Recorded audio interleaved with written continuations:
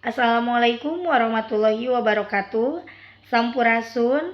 Perkenalkan, saya Erna Erviliana Roita SPD, guru bahasa Sunda di SMA Negeri 1 Cikarang Utara. Pada hari ini, saya akan melaporkan IKI mengenai kesulitan siswa dalam memahami isi teks sempalan cerita wayang. Identifikasi masalah dalam persoalan ini adalah 1. Kurangnya minat dan motivasi peserta didik dalam memahami isi teks sempalan cerita wayang. Akar permasalahan dari kurangnya minat dan motivasi peserta didik dalam memahami isi teks sempalan cerita wayang. Yang pertama, latar belakang peserta didik bukan asli suku Sunda dan bukan penutur bahasa Sunda. Sebagaimana yang kita ketahui bahwa wilayah Cikarang merupakan wilayah industri yang terbesar di wilayah Jawa Barat. Di daerah ini banyak perantau yang memang datang dari berbagai daerah, sehingga penduduk asli yang penutur bahasa Sundanya itu sedikit karena banyaknya para pendatang dari berbagai daerah. Adapun penduduk asli yang menggunakan bahasa Sunda ialah mereka yang memang menggunakan bahasa Sunda kasar atau bahasa Sunda yang dialeknya sudah bercampur dengan Betawi, karena wilayah Cikarang termasuk ke dalam wilayah Sunda Betawi, sama seperti Kabupaten Karawang. Yang kedua, peserta didik merasa bosan di kelas karena media pembelajaran kurang variatif dan inovatif. Hal ini bisa terlihat dari adanya beberapa siswa yang sering izin keluar atau dengan alasan izin ke kamar mandi. Yang ketiga, kurangnya kemampuan penguasaan kosakata bahasa Sunda peserta didik.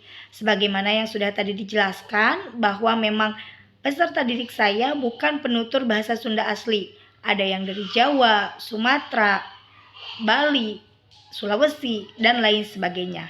Sehingga pembendaharaan kosakata bahasa Sunda peserta didik saya itu bisa dikatakan kurang. Alternatif solusi. Untuk menyikapi masalah latar belakang peserta didik yang heterogen, solusinya adalah 1. Pembelajaran bilingual, yaitu menggunakan bahasa Indonesia sebagai bahasa pengantar dan juga menggunakan bahasa Sunda sebagai bahasa yang memang diajarkan pengenalan kearifan lokal di wilayah Cikarang, Kabupaten Bekasi.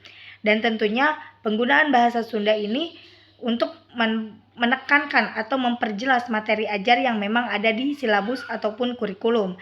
Tetapi sebagai bahasa pengantarnya didampingi dengan bahasa Indonesia sebagai bahasa pemersatu.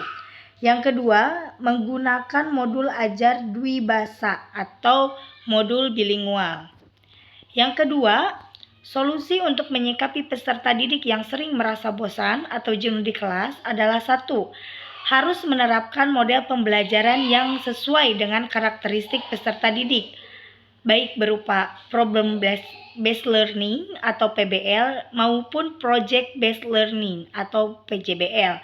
Karena sebagaimana yang kita ketahui bahwa peserta didik di tahun sekarang adalah merupakan karakteristik peserta generasi atau generasi Z, di mana peserta didik tersebut memang adaptif terhadap teknologi dan suka mengeksplor apapun itu naluri dari dirinya.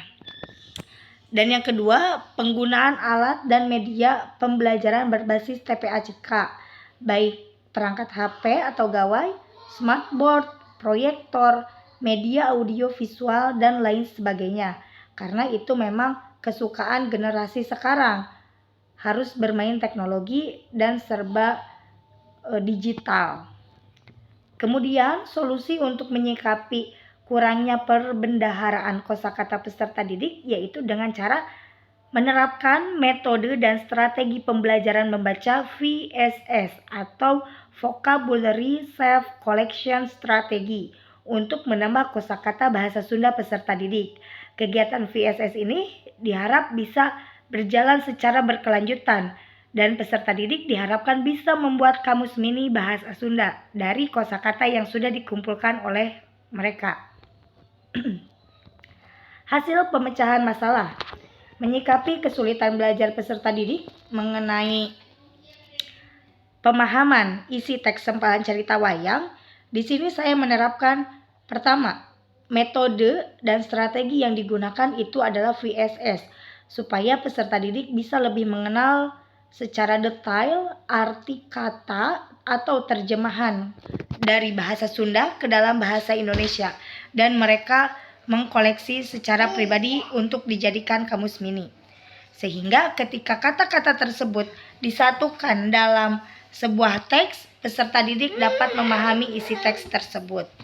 Yang kedua, menonton video cerita wayang dari episode yang ada di sempalan teks cerita wayang yang ada di buku ajar atau di modul ajar, sehingga dapat menambah pemahaman peserta didik mengenai teks sempalan cerita wayang yang sudah dibacanya. Ketika peserta didik sudah membaca melalui metode dan strategi VSS, peserta didik dapat memvisualisasikan ceritanya dalam bentuk video, jadi bisa terbayangkan dan peserta didik bisa lebih memahami isi teks cerita tersebut, utamanya yang berkaitan dengan unsur-unsur cerita yang ada di dalam sempalan teks cerita wayang. Kesimpulan, melalui pembelajaran inovatif, peserta didik semangat untuk mengikuti pembelajaran, utamanya mengenai materi cerita wayang. Dalam materi ini, peserta didik dapat memahami sempalan teks cerita wayang karena menggunakan metode dan strategi pembelajaran VSS dan juga didukung oleh visualisasi tayangan video melalui proyektor. Di sini penerapan TPACK dalam pembelajaran. Sumber rujukan ini mengacu kepada Undang-Undang Republik Indonesia Nomor 24 Tahun 2019 mengenai bahasa Indonesia sebagai bahasa pengantar dunia pendidikan. Yang kedua dari bukunya Puji Rianto tahun 2019, ini modul mengenai peran guru dalam pembelajaran abad 21 diakses dari laman SIM PKB. Yang ketiga ada modul Kuswari dan Widya Stuti tahun 2019 mengenai pengajaran kaparigelan bahasa Sunda tulis, diakses dari laman SIM PKB juga. Mungkin itu saja yang bisa saya sampaikan pada video kali ini. Mohon maaf atas segala kekurangannya. Saya harap metode, media ataupun moda pembelajaran inovatif lainnya bisa diterapkan juga dalam pembelajaran materi ajar yang lainnya. Terima kasih. Wassalamualaikum warahmatullahi wabarakatuh.